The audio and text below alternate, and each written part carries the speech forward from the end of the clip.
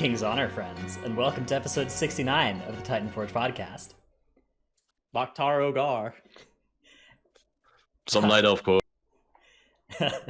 My name is Dratnos. I'm joined by my friends Tettles and Trell.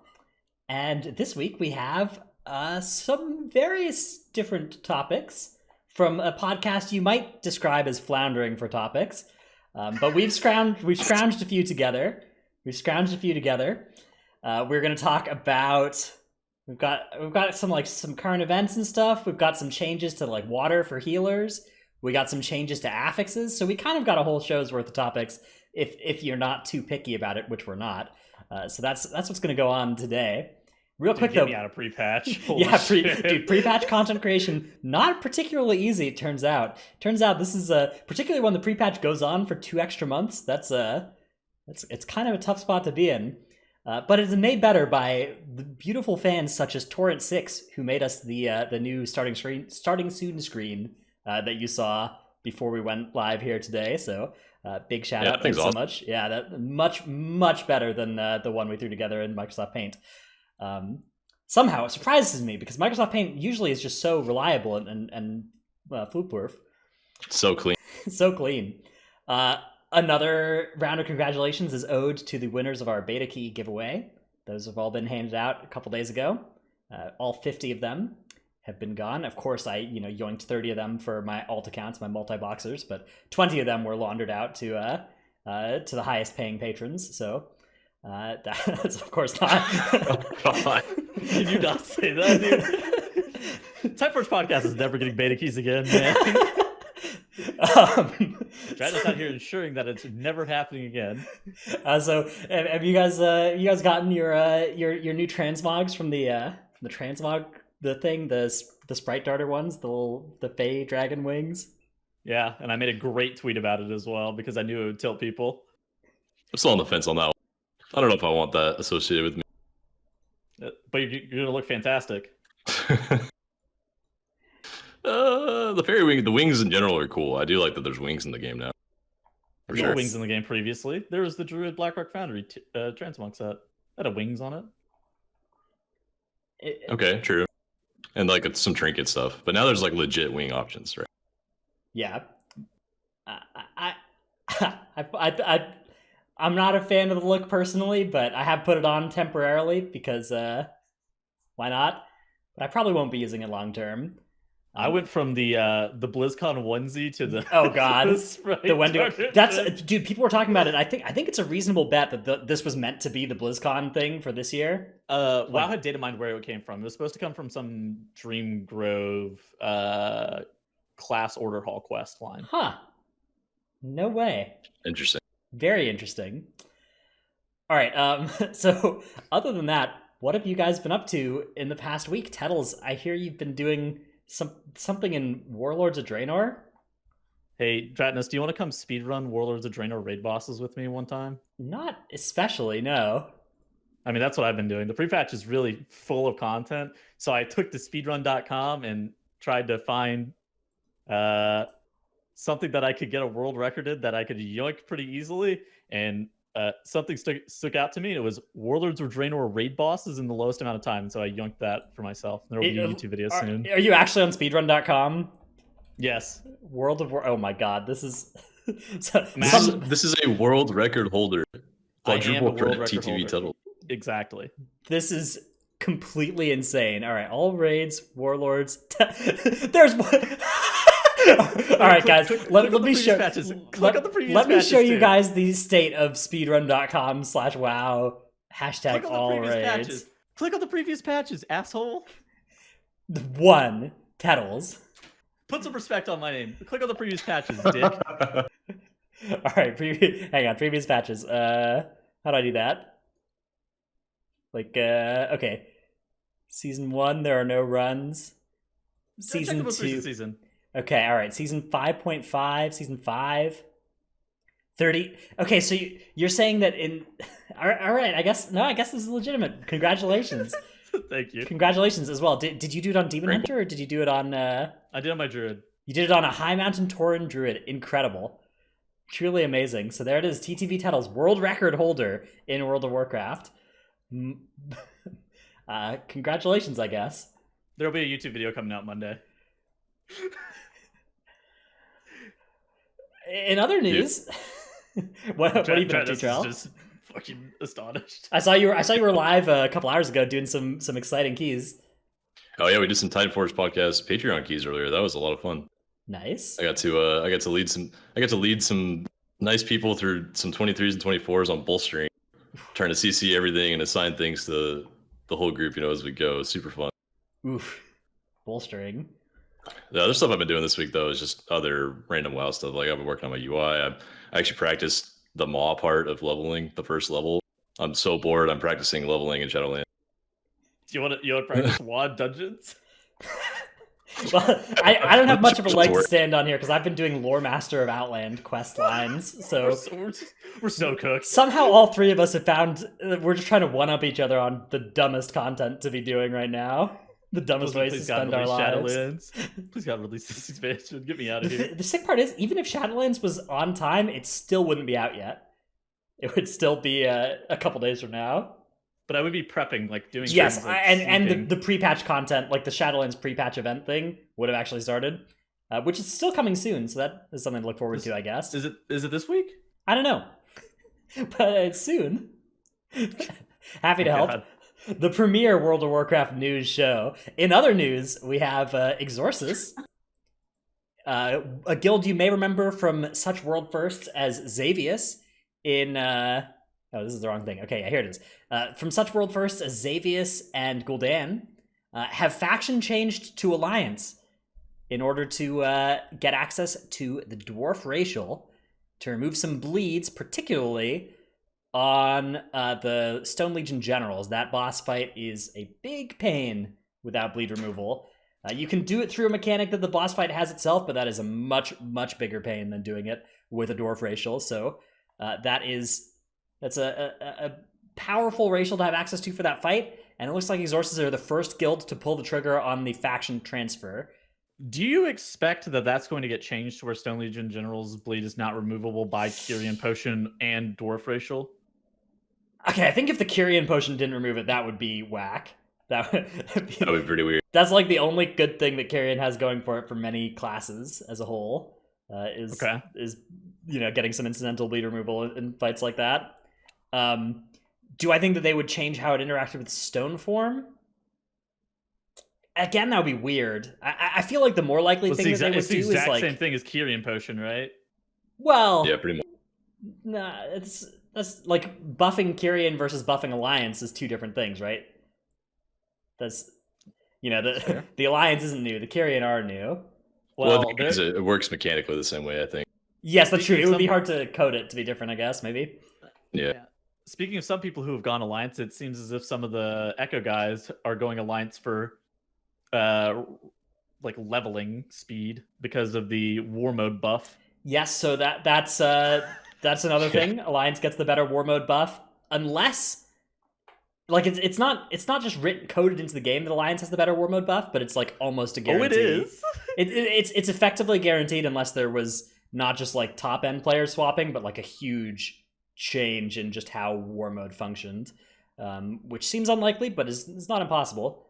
I don't know. I'm interested to see what happens with other guilds in the space here. I think that for other guilds competing for World First, there's definitely some pressure to be Alliance to have access to Stoneform, but you lose out on all the network that you've built on Horde side, and particularly for guilds like for exactly Limit and Echo.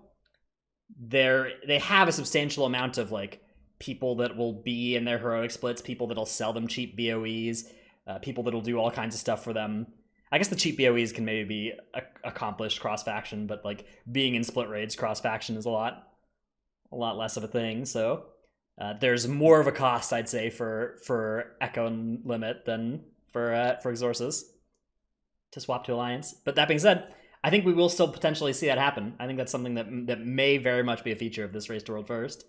I mean, how many characters do you think that these guys are going to make? Like for the first tier, it's going to be like Many. 2 or 3. It's going to be 2 or 3, I think, right?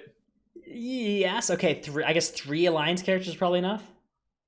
Maybe. That was a lot of characters for getting an expansion. I mean, there's not really any grinds you need to do though, right? It's not like you have like a guy that you need to grind AP on. That's true. You get your renown levels or whatever, and your Torghasts and your legendary and your set. So there's a lot of free. There's going to be more free time in the first 4 weeks for top level players than there was in Legion or BFA, especially compared to Legion. That's a good point. I don't know. It's something to keep track of for sure. And yeah, I'm surprised that this happened this early. But those networking things we were talking about, it kind of makes sense to set your roots down now and get your networks built up a little early if that is going to be your plan. So maybe that's what's going on here as well with Exorsus. You say that like they're actually going to play with anybody outside of people that are in their guild. I mean, you like getting helper guys for your split runs has been a feature of the last several races. That is a good point. And community members that like help you with gold, right? Like they had tons of people from Gallywix at the time helping Method find BOEs, I think. Yeah, that can be done cross faction. It can be. It just a little more annoying. The gold acquisition is going to be weird because we've seen 2 raids in a row where Gallywix has played a pivotal. We saw 2 raids in a row where Gallywix played a pivotal role in loaning out like hundreds of millions of gold in BOEs. Yes. Yeah. I mean, there are new boosting communities that are like that exist, but none of them have the that lucrative. None of them have that scale. Huge, yeah. None of them have that capital. It's so weird, but like both organizations I just mentioned are now no more. Yeah, Method and Gallywix. Yeah. It's been a wild time. Of course, there is the new Method Guild. Well, not new Method Guild, I guess, but the rebuild thing. But that contains 1 person from the original roster, so I think it is very reasonable to consider it a entirely new entity. Yeah, just Sko. I believe Sko is the only person I think on that that's roster correct. that has previously been on a Method roster. Oh man, I wonder how they're going to do. I believe that their stated goal. Pick up a guild, right? Their stated goal is to be competitive by the end of the expansion for World First, and I believe that is ambitious. So either way, even if they're able to accomplish that, they're not trying to be competitive in first tier. Just change your fucking name. It's a common question. It's a common question, Tettles. Good question, Tettles. It's a question that one may have about other current events that have been going on Twitter recently as well. So it's just a common mystery. Why not just change That's true as well. Fucking name? Let's move to a main topic shaped thing.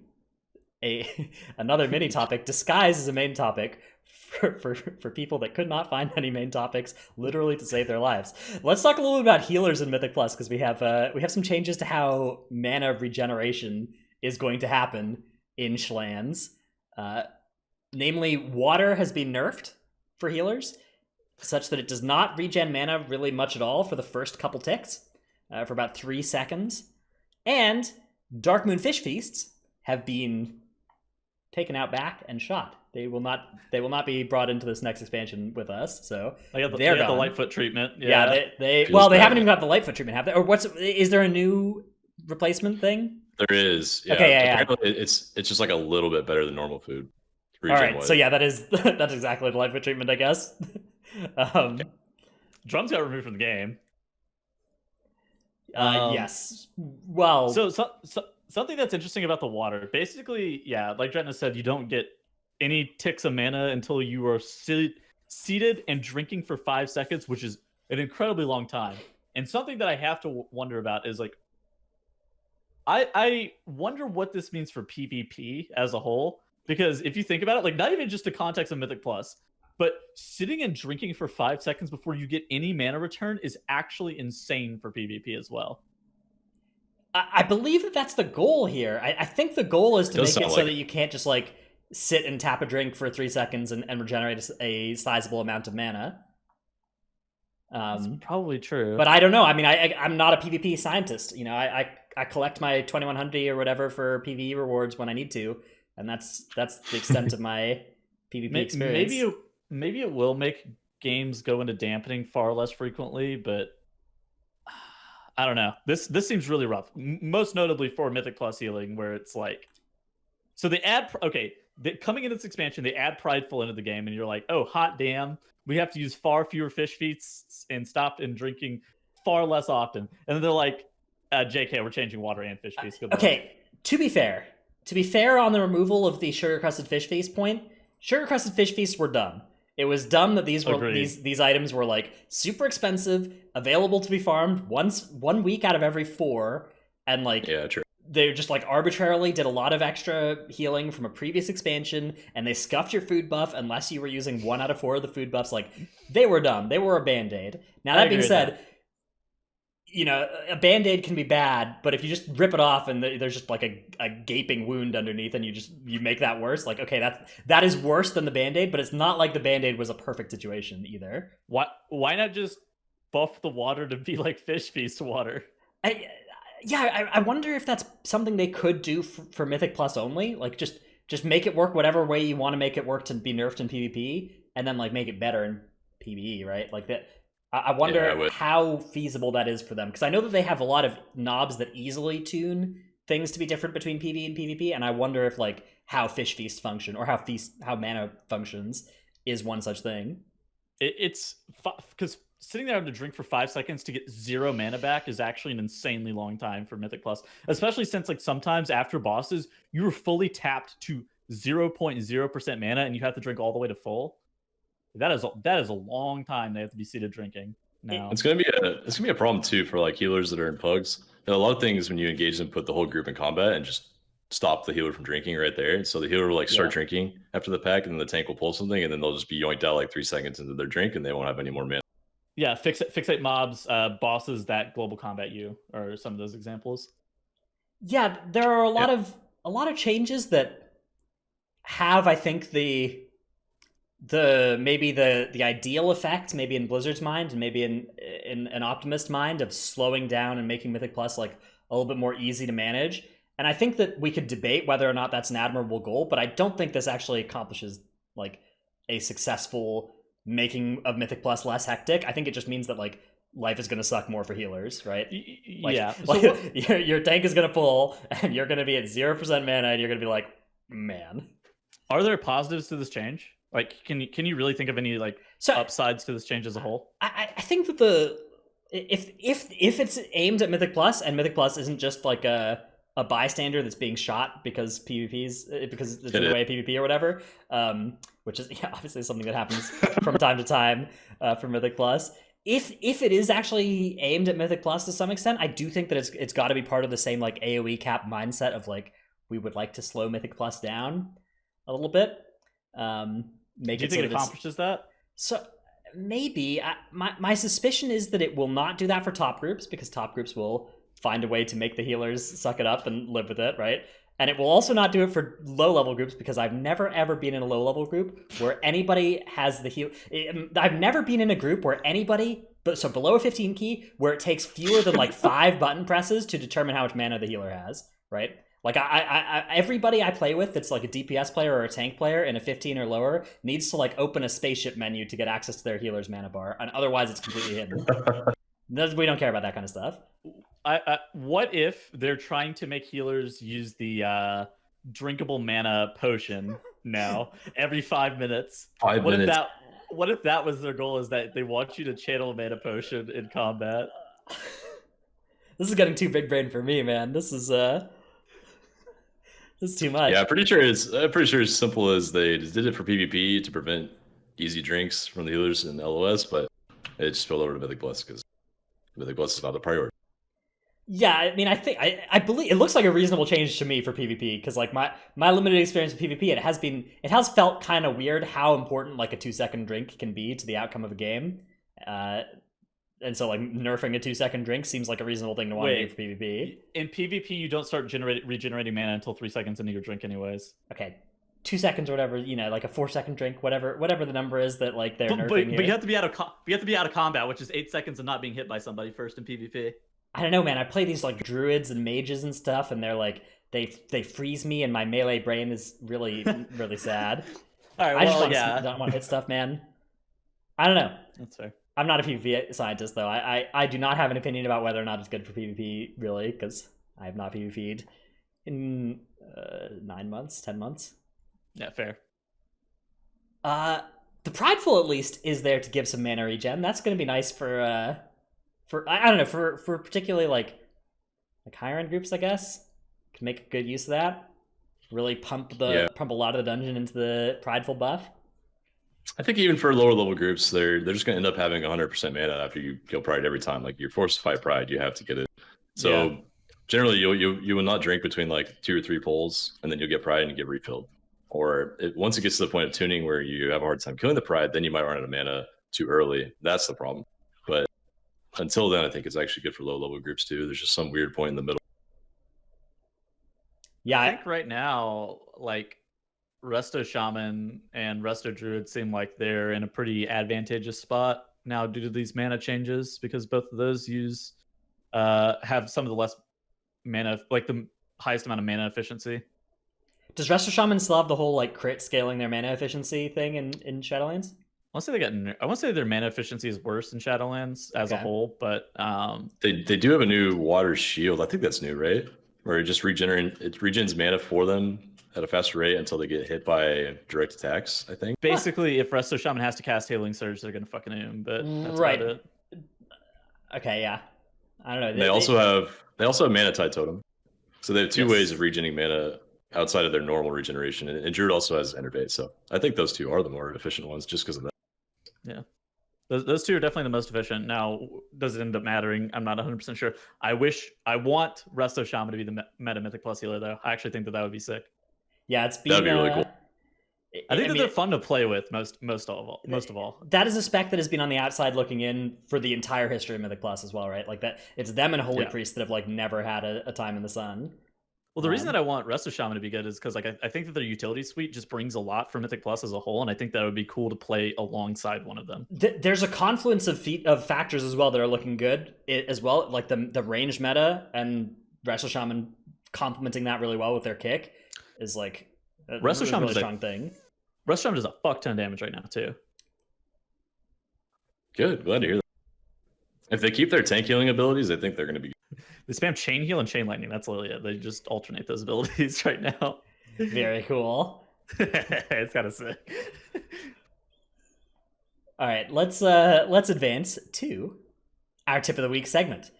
My tip of the week is for any streamers out there looking for some way to spice up your channel points. This is a tool that I've started using a little bit recently. It's called Trigger Fire, and that is spelled trigger, the word that you may know, and then fire is spelled wrong though. Fire is spelled F-Y-R-E, so Trigger Fire. Like if you want to look that up, like that festival that got into a lot of controversy. Sort of. That's with two middle letters. That was I think slightly differently spelled. Anyways, Trigger Fire with a Y instead of an I. Fire Festival was F-Y-R-E. Okay, all right.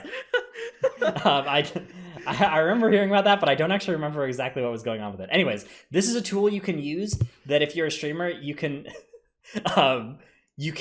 set it up so that it will like play sound clips when people do channel point redeems or whatever, or video clips as well on your stream. So if you're looking for something cool you can do with your channel points, I've been using that recently. I've been enjoying it, and I would recommend it for streamers that are really out there trying to have some cool channel point rewards. You can yoink some audio clips. Just in this day and age, be careful of the copyright of where your audio clips are coming from. It's a scary time from the DMCA stuff that's going on. So do watch out for if you have any top 100 music or whatever. That's going to get you in trouble now, I guess. Dude, I'm just gonna fucking leave up all my VODs and clips, and if they DMCA me, whatever. Yeah, I'm right there with you. I'm actively avoiding playing any DMCA stuff now, but I can't bring myself to delete all my old stuff. That's how I feel about it. Like if that means I can't be streaming on Twitch anymore, I don't know that. Like let's think this through. If we get DMCA struck down, think about all the clout that we would get from complaining on Twitter. That's true. And then we just move our audience over to our YouTube channels, and then there is no way that this goes wrong. There's absolutely no way that could go wrong. There's no way that courting a massive DMCA strike is a bad idea. I can't see anything bad coming of that either. Yeah, good call. I can't see this. Charles. Boy, I'm glad that Twitch is helping us out with this. But you didn't do anything. All right, Charles, what's your tip of the week? Mine this week has to do with the water change too. So, everybody's been used to inviting their warlocks before their keys to get some hellstones because you need those in the keys sometimes. But now you also need to invite a mage for water for your healer, because I think the mage food still regens mana faster than normal food. Now, in Shadowlands, you are actually allowed to keep the warlock in the group after you start the key, though, which is that's true. Yeah, pretty cool. Yeah, they do decent damage right now, I think. And I think you can keep the mage as well, so you could even have both of those and not have to do any invite kicking shenanigans. Oh, hold on. Mage is about to get gutted into the ground. You got a week. Let's talk about mage. Yeah. The highest single target class by a mile got buffed this week in the last build. They were already the highest as well, right? And then they got buffed. By a long shot. They were like the second or third highest AoE class too, and the highest one, Marksmanship Hunter, got fucking just taken into the dirt. That legendary change for MM just gutted their AoE. Yeah, I would advise against too much like doomsaying about like a good spec getting buffed or a bad spec getting nerfed on beta, because like maybe they're thinking a couple patches ahead for something that's already like they already have a plan for what they're going to do and they just need to code it. Yeah, the mage changes are number tuning. The Marksmanship Hunter changes to their AoE is like legendary interaction. Yeah, so these are very different of like scalability. Yeah, I think mage is going to get nerfed pretty hard. They might even over nerf it. They're so far in the spotlight. But Hunter is kind of like pretty sad about that change. I think the rogue tuning was good though, with the nerfs to the far overpowered deeper daggers conduit. Yeah, now rogue has to play assassination. All rogues are on Suicide Watch. Dude, I love assassination. Assassination's sweet. Wreckful would be sad. Dude, you got it. Shadowlands beta is basically just musical chairs, right? Just the classes are just kind of moving around. You're just hoping that when the music stops, you're in a good spot. And there's like, it's a good way of putting it. Yeah. There's not like a huge through line of if you were good, a month ago, are you good right now on beta? So that's why you just shitpost on Twitter about just make doomer memes on Twitter, I guess, about Boomkin and see how it all works out. But I guess that's my advice for anybody out there who's like worried about playing something that's super good is just, I don't know. Don't worry about it. Like it's first patch of the expansion, everything's gonna be bad. Yeah, dude.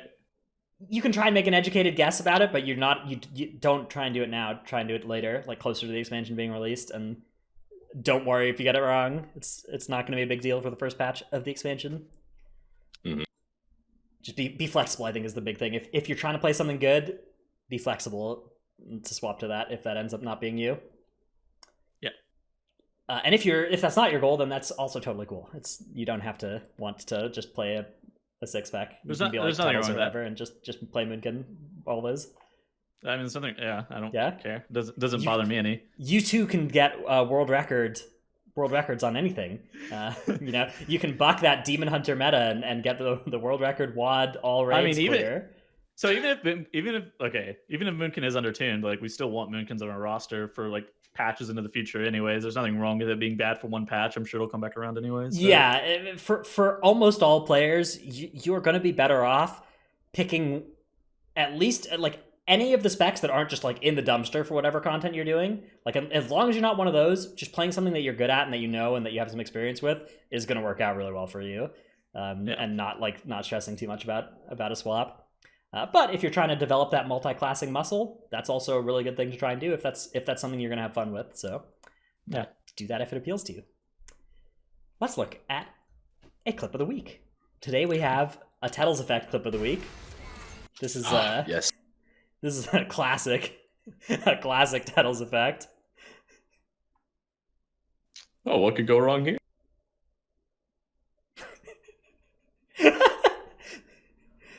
It caught me off. Okay, first off, it caught me off guard that he died, and I was like, "Wait, what killed him?" And then it was just like, "Oh, I killed him." Oh no! I had thought we were at the end of clips of Tettles murdering his team on Heartsbane Triad, but somehow there's a new way for this to happen. Can you imagine if I annihilated like the fucking if I got MC'd and annihilated the tank or something? Yeah, you could annihilate the whole group if you got MC'd, right? And you had your protocol down. Yeah. Can you imagine? That'd be sick change. Yeah, for those listening, he was using Purification Protocol Major, which has a small chance of insta-killing the mobs that it's hitting every second, and it insta-killed his teammate during the mind control.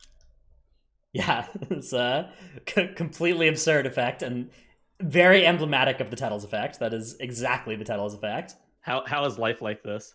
I'll never understand. All right, let's get to main topic number 2, which is Affix changes. This is, I guess, mostly explosive is the big name Affix change that we've got going on here. But explosive got gutted, completely demolished, turned from Finally. a hard affix into kind of a non-affix, kind of a healer affix at this point. Yep. So their health has been reduced, and it also no longer scales with key level, and they play a sound effect when you kill them. Which Wait, I didn't know that. You know, poggers. Yeah, I still haven't heard that, but someone did tell me that earlier today. Yeah, basically now their health has been reduced to where if you have any dots with any initial damage, corruption, moving into Shadowlands, Moonfire, Sunfire, Shadow Word Pain, any of that shit, just Frost Shock as well. Also just one-shots every single explosive orb. So you're able to very easily kill all explosives. Even, or you just say, even the tiniest healer. abilities. True, healer. Even the tiniest abilities for tanks that you only use to tag mobs initially, like Crackling Jade Lightning, Death's Caress on DK, that stuff one-shots orbs now. Heroic Almost. Throwing Throw Glaive does too. Yeah, that stuff's so nice as a tank, because there's like a million times I can remember on explosive weeks where I can just see an orb 30 yards away while I'm kiting and doing nothing, but I can't do anything about it. And now I can actually kill that orb, and I can kill several with Jade Lightning as well. So I'm like really, really happy about this change. Also, you can just kill any orbs with auto attacks if you're any kind of tank or melee class. Yeah. Don't spend the ability on. It's weird because like I don't know. You'd think that maybe it makes the affix feel too easy, but like it doesn't. It just feels good that you can just target the orb and it can die, and you don't have these spots where you try everything you can and you just can't kill a stupid orb. Before this came out, Squishy DM'd me a screenshot of of current live orb HP, and he was like, "Moonfire does this much. Explosive has been nerfed. How much health do you think Explosive has?" And I go, "I don't know, probably 75% of this amount." He goes, "No, lower." I go, "I don't know, just half as much." He goes, "No, even lower." I go, "The same damage as Moonfire." He goes, "No, half that." I was like, "What the fuck is this?" I was like, "What is this change?"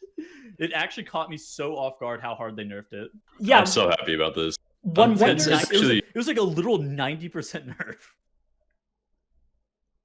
It's just gonna finally make the affix how we've wanted it forever. I think like everybody wanted them to have basically a one shot on every ability in the game. So it's still distracting to the group. It still presents a challenge, but it's a fun mini game instead of like an increasingly scaling hell where you can't kill orbs and it takes 4 globals to kill them as a tank. And explosive orbs can still spawn far, and it's still a challenge to be able to kill them before they explode off on your group. And they still do a considerable amount of damage to your party, so they're still deadly.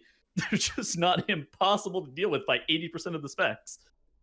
Yeah, that for me, that was the most offensive part, was how different the experience was trying to kill orbs as an Afflock versus as an Outlaw Rogue. And like, it's okay for specs to have strengths and weaknesses against affixes, but it felt egregious, the difference between some of the outliers against explosive orbs.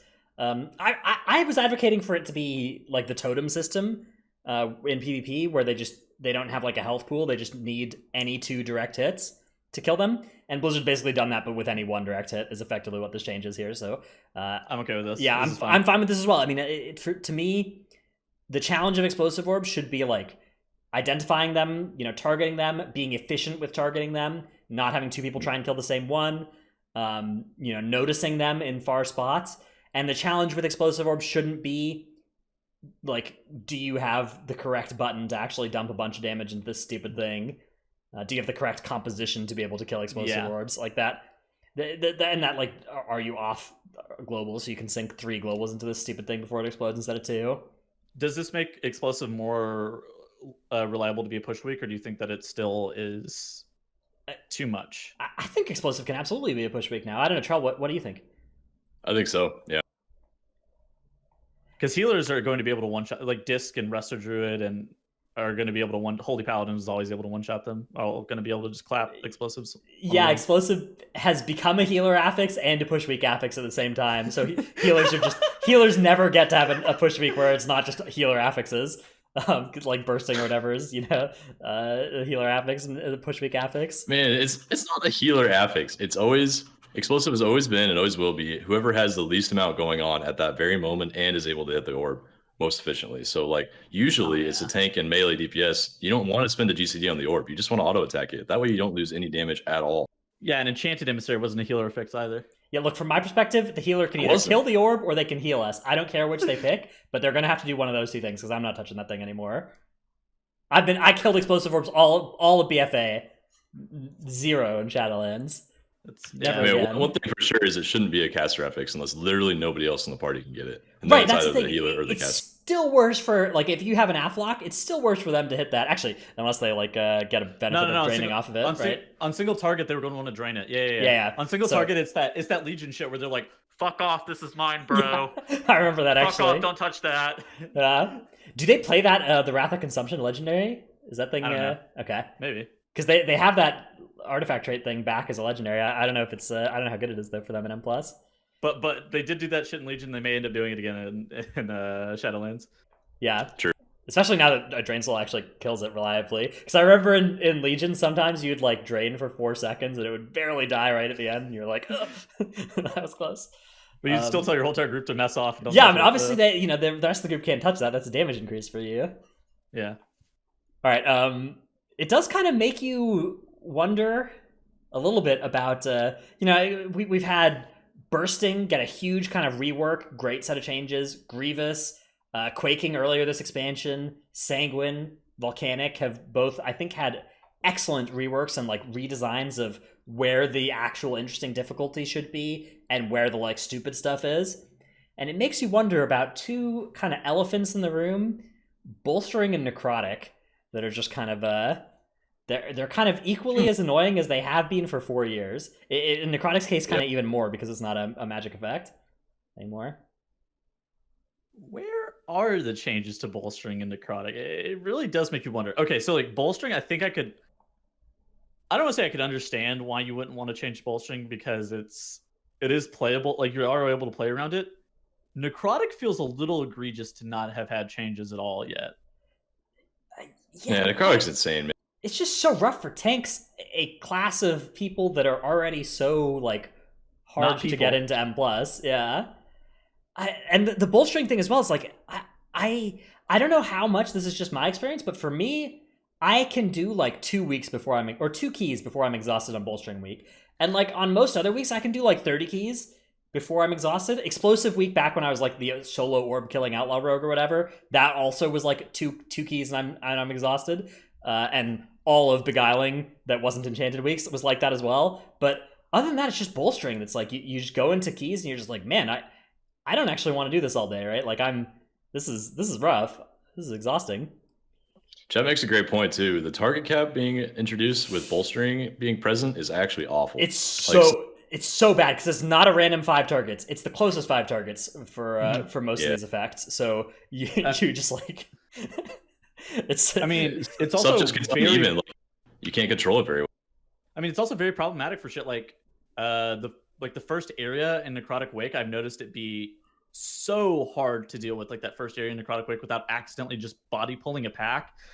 Same with like Sanguine Depths. It's like the odds of you accidentally just body pulling a pack whenever the rest of the pack is at 50% health, I find is like really, really complicated sometimes. And it's like, oh great, now I have a fully bolstered mob. I actually don't mind the whole like don't accidentally pull stuff being incentivized by bolstering. I don't find that to be as offensive as like for me the problem with bolstering is just like you can play well around it. Like if you play like 90% effectively against bolstering, it's still such a pain. You have to be like approaching 100%. You have to be perfect. Yeah, for it to not actually like screw you over. Yeah, so I almost expect that bolstering and Necrotic are likely to get changes soon. It's just surprising to me. It would just be so weird for them to not. For bolstering in particular, like it feels to me like that should be something that a lot of people like. Am I out of touch? Is this not actually something that is a pain in low keys or something? This is not something you run into in a weekly 10. I don't know. I feel like for me personally, bolstering is like worse in the low keys because like you just cannonball out. You kill 5 Tide Sage Initiates and you're like, oops. Oh I have a 30-foot tall enforcer now. Oops. We're kind of out of touch because we always play in groups that have like voice and are like actively trying to not bolster the hell out of a whole entire pack. And then it's like, if I was playing in a group without voice, you just blast the pack and you're like, uh-oh, big mob. It's like, what the hell is this? Yeah, I don't know. I'm curious to hear some perspectives, maybe in the comments or whatever of the videos. Cedric makes a good point in chat. Bolstering should be the damage part and not health. I like that. Yeah, I agree. Because it allows you to kill the bolster. It allows you to kill the mob. The problem is that you can't kill the mob if you bolstered up too high. I think that if the stack had a duration as well, and like it refreshed when you gave it a new stack or whatever, but like at least it had an end in sight where you kite the thing for 20 seconds as your penance for accidentally bolstering something 10 times. Oh, as opposed to just wiping it for no reason? Yeah, because like, man, just wiping it, that sucks. I feel like there are a couple of good things they could do against bolstering.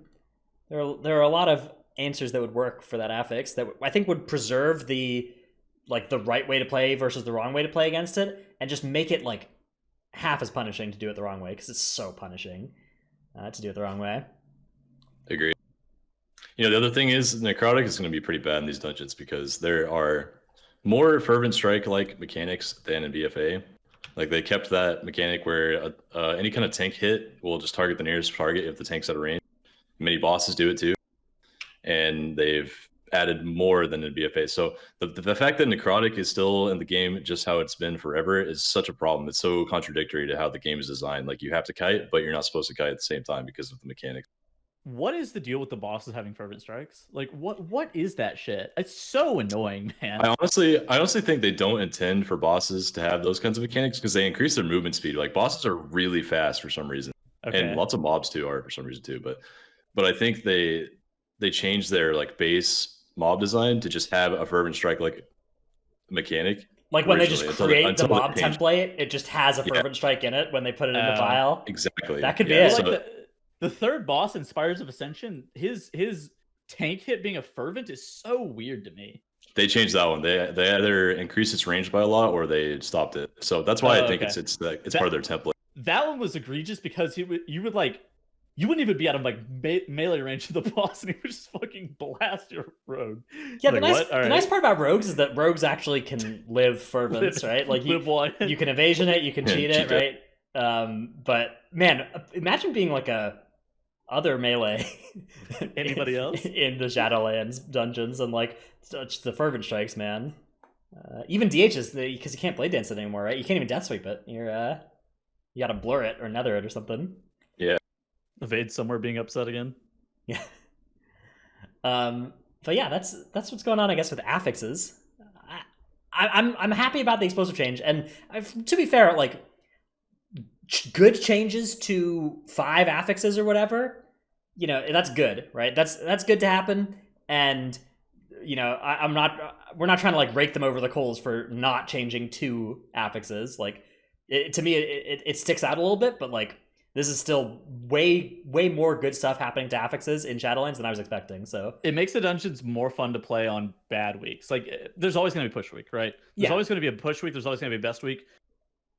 Now the delta is getting smaller between like the best weeks and the worst weeks, and honestly, the worst weeks aren't terribly unfun to play anymore.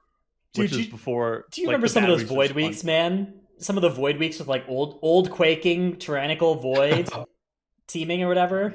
I was just fucking not playable. Yeah, I mean what was the necrotic? There was like a necrotic week in season 3 that got changed to something else, but I don't remember what it was. But it was just like I zone into one key that necrotic week, and it was just fucking instantly awful. It was because it was also I want to say it was like a tides week too. Oh, that's when they added the bursting necrotic week, I think. I don't think it was the bursting. It was the one that was before that. It was something else. Oh. I was like, oh my god, dude, get me out.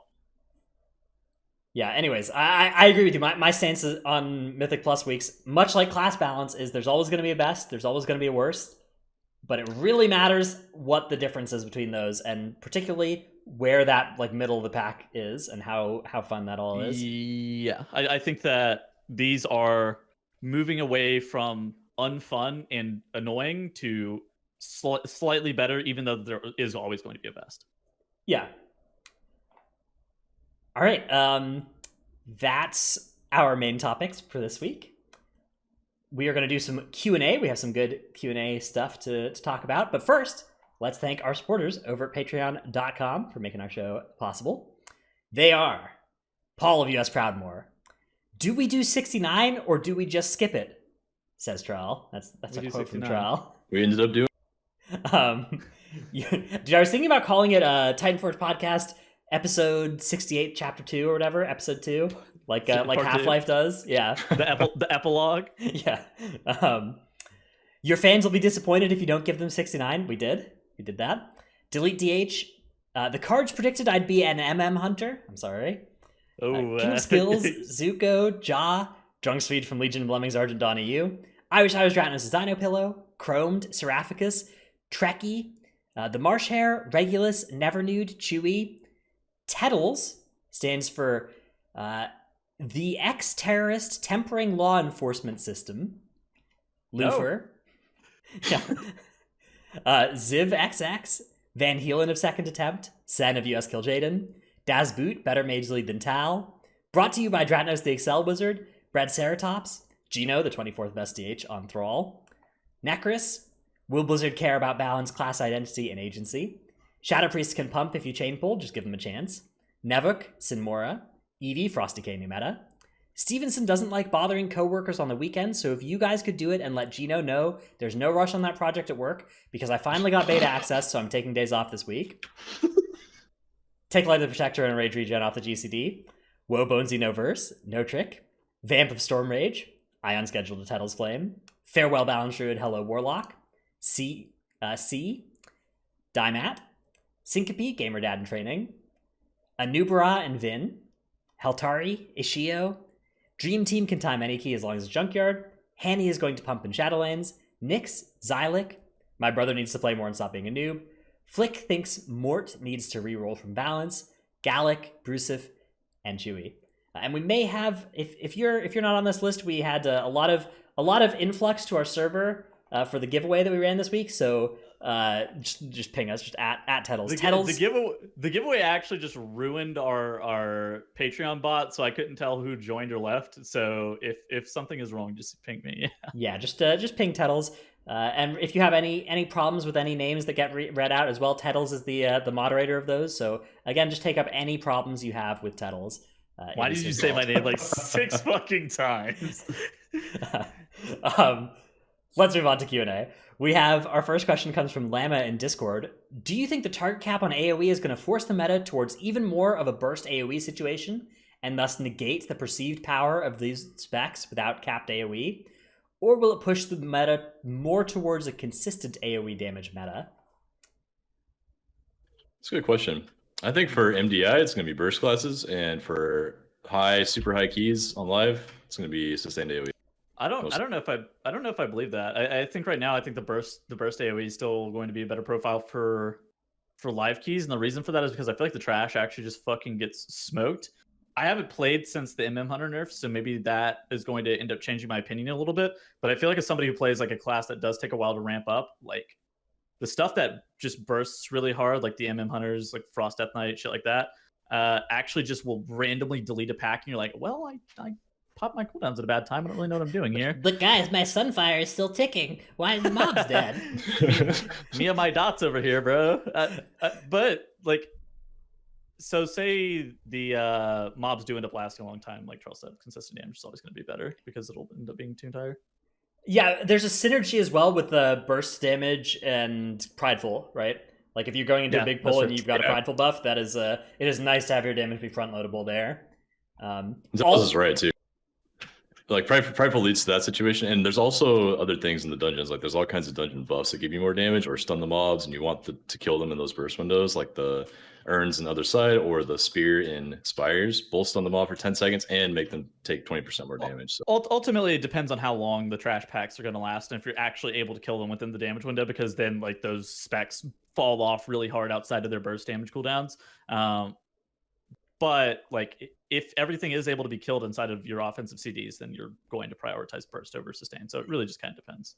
So historically, what Trell said is correct, though. All things being equal, given the same amount of DPS, burst is always a better quality for damage than sustained, right? The thing is that the sustained classes are often able to put out more total DPS over like a 1 minute window, for instance, than a burst DPS spec is. But that's tuning dependent, right?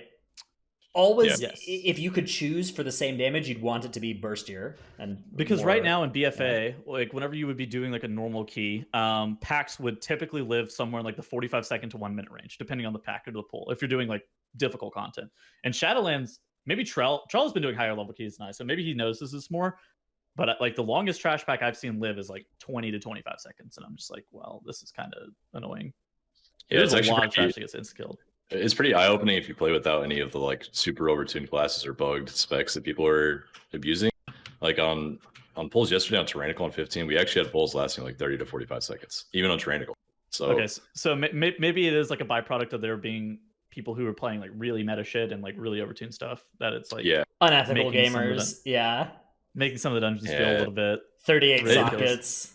Yeah, like I respect having fun, but it really just makes it you don't really learn much because everything dies in like 10 seconds. Bosses die in a minute. You don't really see multiple phases. You don't see mechanics. That always blows my mind whenever bosses die in a minute. I'm just like, I don't really know what to do here. Yeah. All right, next question comes from Clever Unicorn from Twitch chat. Can Cyclone cancel the effect of bolstering? AKA, if the mob is cycloned, will it not be bolstered if another mob dies near it at the time? Yes. Yes, Cyclone is strong against that kind of effect. You can do this with mind control as well, but the mob needs to have no stacks of bolstering, and then you mind control it before it would get the first stack, and then it's on your team, and the stacks don't get applied to it. Yeah, you can do it with Banish as well, but banishable mobs are few and far between. Mm-hmm. So those are certainly some options for counterplay there. Next question comes from Buster28, who asks, at Tettles, are teaming and skittish still in the game, or were they removed with pre-patch when all the rest of the affix changes went in? Those two got removed. Which is inspiring and storming and stuff in pre-patch or no? Yeah, I was wondering about that. I like are have the no fucking idea. Yeah, I actually have no clue what the answer is to this question. So I think skittish and teaming are still active in BFA or pre-patch Shadowlands right now because the Shadowlands affixes this week. I'm sorry, the beta affixes this week are Raging something. Raging Explosive, yeah. Like Raging Explosive, and the live affixes are Bolstering Explosive. So it's actually a was different Bolster Explosive a beta affix? I can't remember. Hold on, checking DMs. Dude, Bolstering Explosive has been that's been an affix combo for a very long time. Bolster Explosive Tyrannical was the first one that we had on beta. Next week will be Sanguine Necro Fort, then it'll be Bolster Quaking Fort, then we'll have Inspiring Necrotic Tyrannical. Okay, so we'll know in 4 weeks whether or not we get Inspiring or a teaming or skittish thing? Yes, I think. My guess is that it'll be teaming and skittish until Shadowlands. But I think so too. It's completely unfounded. I have no idea what the answer is to this one. I think there's a chance though that they applied the Inspiring aura to just the same mobs they put Vested on if they still have that data. Yeah, I guess they could. They'd have to pick some to get Inspiring in Junkyard and Workshop, but you could just pick some at random. Yeah, I don't know. These are the mysteries. Anyways, that's our Q&A segment done here, and with that, our show will reach its end this week as well. We'll be back next week with whatever topic we can scrounge up. Please, Twitter drama. Oh my goodness, the Twitter drama will take anything at this point. Just any topic, man, any content. Please, some content manifest itself for us for our next show. That's all we ask. But for now, we got nothing. Just give us something. That's the end of our show this week. Later, everybody.